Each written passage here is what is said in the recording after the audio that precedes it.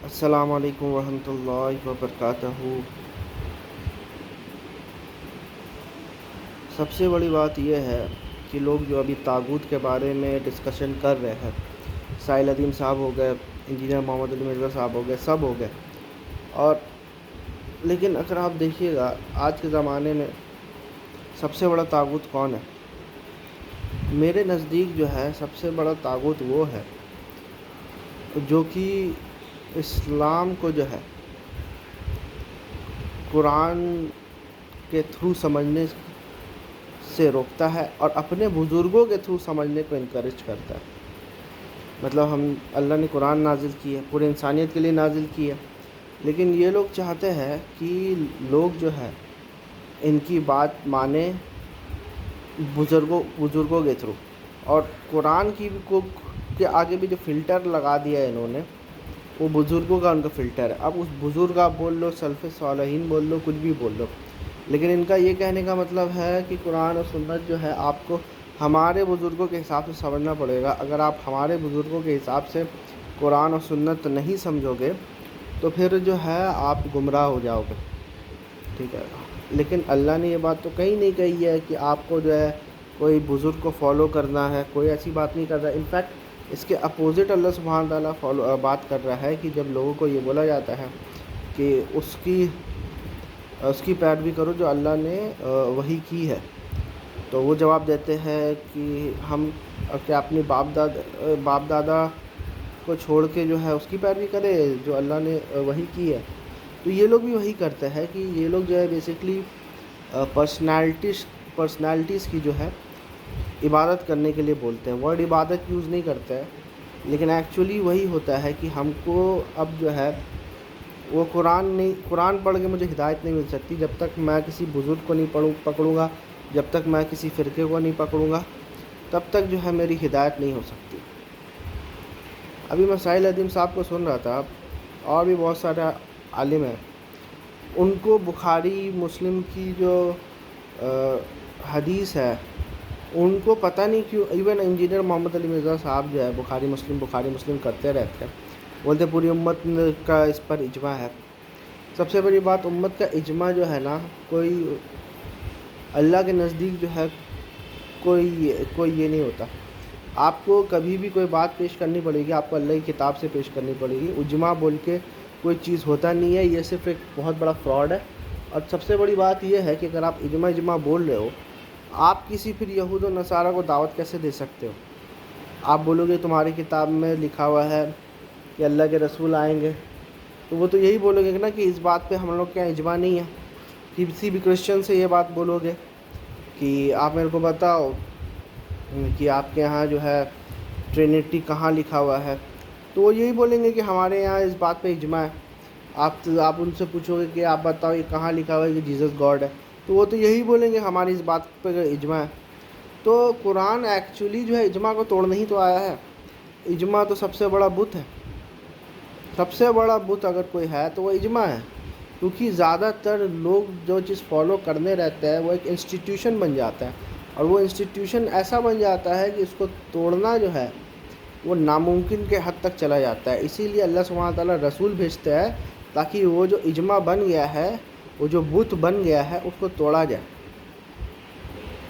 بت پرستی کا مطلب یہ نہیں ہے کہ آپ جو ہے کسی کا اسٹیچو بنا دو اور کسی کا پینٹنگ بنا دو یا کسی کو قبر میں یہ کر دو۔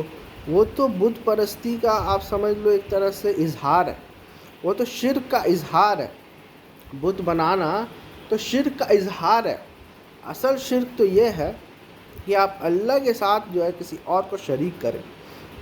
اب جب آپ اللہ کے ساتھ کسی اور کو شریک کرتے ہیں تو اظہار کے طور پہ آپ ایک آئیڈل بناتے ہیں، یا اظہار کے طور پہ آپ قبر پہ جا کے مانگتے ہیں ان سے، یا آپ کا شرک کا اظہار ہے، ٹھیک ہے۔ ورنہ اسٹیچو بنانا یا کسی کے قبر پہ جانا اصلاً شرک کہاں ہے؟ شرک تو تب ہوگا نا جب آپ اللہ کے ساتھ کسی کو شریک کیجئے گا۔ اب اللہ کے ساتھ کسی کو شریک جو ہے کب کیا جاتا ہے؟ جب آپ دعا کسی اور سے کرتے ہو یا پھر عبادت کسی اور کی کرتے ہو۔ عبادت سے مراد جو ہے ان کی حلال کو حلال جاننا اور ان کی حرام کو حرام جاننا. تو یہ سیم چیز تو آپ ابھی بھی کر رہے ہو اپنے علماء کے ساتھ، تو پھر یہ شرک کیوں نہیں ہے؟ یا صرف وہ تو صرف جو کوئی بندہ آئیڈل بنا رہا ہے. اور کبھی کبھار ایسا بھی ہوتا ہے جیسے ہندوؤں کے یہاں ہے کہ وہ جو ہے آئیڈل بناتے ہیں تو وہ من دون اللہ کا آئیڈل نہیں ہوتا ہے، شرک ہمیشہ من دون اللہ ہی ہوگا. ٹھیک ہے، لیکن اگر کوئی بندہ جو ہے اللہ کی صفتوں کا، اب جیسے برہما وشنو مہیش ہے، ٹھیک ہے، وہ ان کا آئیڈل بناتے ہیں. ٹھیک ہے، اب آئیڈل بنانا اپنے آپ میں غلط چیز ہے اللہ کا، یہ چیز میں مانتا ہوں. لیکن کوئی بندہ اللہ کی صفت کا آئیڈل بناتا ہے، اس کو میں شرک کیسے بول سکتا ہوں؟ شرک تو میں تب بولوں گا نا جب وہ من دون اللہ کچھ کرے گا، جب وہ بولے گا کہ عیسیٰ علیہ السلام خدا ہے، جب وہ شیخ عبد القادر جیلانی سے مدد مانگے گا، کیونکہ یہ سب جو ہے وہ من دون اللہ ہے. لیکن کوئی بندہ اللہ کی صفت کا اگر کوئی آئیڈل بناتا ہے تو وہ تو سمبلزم ہو جائے گا. وہ ہم لوگ بول سکتے ہیں ٹیکنیکل ریزنز کی وجہ سے کہ یہ حرام ہے، ایسا نہیں کرنا چاہیے، اللہ نے کہیں پر بھی آپ کو یہ نہیں کیا ہے، آپ کو جو ہے پابند نہیں کیا ہے، آپ کو بولا نہیں ہے، کمانڈ نہیں دیا گیا ہے کہ آپ اللہ کا آئیڈل بناؤ، اللہ کا کوئی پرتیما ہوتا نہیں ہے. ٹھیک ہے، یہ سب ہم لوگ بول سکتے ہیں. لیکن میرا سوال ہے کہ شرک کیسے ہوگا؟ شرک تب ہوگا جب ہم اللہ کے ساتھ کسی اور پرسنالٹی کو یا کسی اور چیز کو جو ہے شریک کریں گے، اور اس کا اظہار کے طور پہ جو ہے نا آدمی بت پرستی کرتا ہے یا قبر پرستی کرتا ہے. ٹھیک ہے، ورنہ قبر پہ جانا یا مزار بنانا حرام ہو سکتا ہے، لیکن یہ شرک کے درجے میں تب جاتا ہے جب آپ جو ہے من دون اللہ، اللہ کے علاوہ جو ہے کسی اور سے مدد مانگتے ہو اور یا پھر کسی اور کی عبادت کرتے ہو.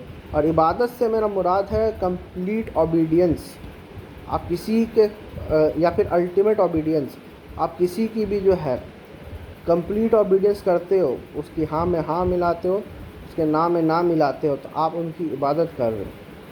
اور آپ دعا اگر کر رہے ہو کسی اللہ کے علاوہ کسی اور سے، تو آپ ان کی عبادت کر رہے ہو بیسکلی. تو آپ کے لوگ یہ جو مقلدین ہیں وہ تو پورا کمپلیٹ اوبیڈینس مانگتے ہیں امام ابو حنیفہ کو لے کر، وہ تو کمپلیٹ اوبیڈینس مانگتے ہیں اپنے بزرگوں کو لے کر. جو بھی دیوبندی بریلوی اہل حدیث ہے وہ یہی بولتے ہیں نا کہ جو اہل حدیث عالم بولے وہی آپ کو مانگنا ہے. تو یہ کیا کمپلیٹ اوبیڈینس نہیں ہے؟ مجھے یہ بتاؤ آپ، یہ کیا کمپلیٹ اوبیڈینس نہیں ہے کہ آپ جو ہے ایک فرقے میں رہ کر ایک اہل حدیث کبھی بھی یہ اجازت دے گا کہ دوسروں کے عالموں کی بھی بات مانو؟ اگر دے گا تو بہت اچھی بات ہے، میں اس کے ساتھ ہوں. یا ایک بریلوی کبھی یہ اجازت دے گا کہ وہ اہل حدیث سے جا کے پوچھو؟ تو اگر نہیں دے گا تو اس سے تو یہ ثابت ہو رہا ہے کہ کمپلیٹ اوبیڈینس جو ہے وہ تو ان فرقوں کے مولویوں کیا ہو رہا ہے. اسی کو تو قرآن یہ کہتا ہے اتخذوا احبار و رہبان اربابا من دون اللہ، کہ ہم نے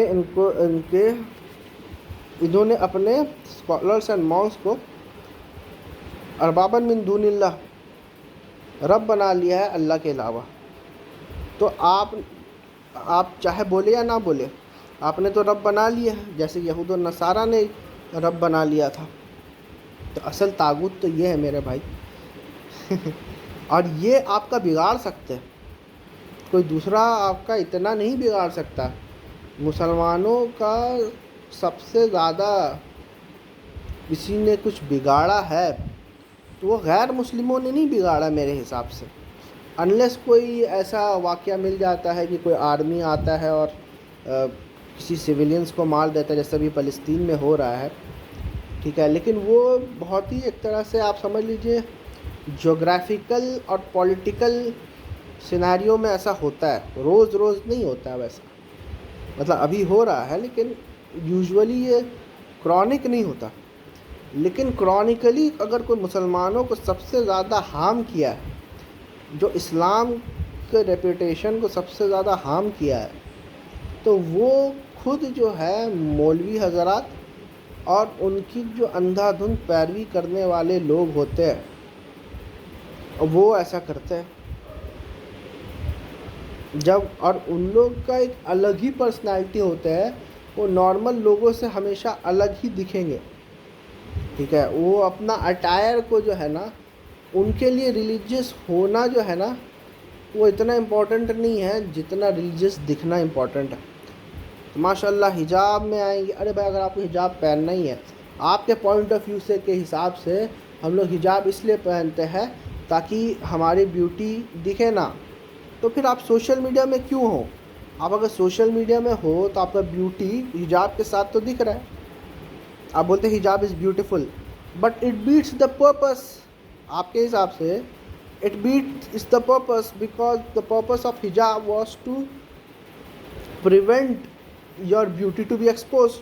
So when you say that hijab is beautiful, you are actually contradicting your concept of hijab.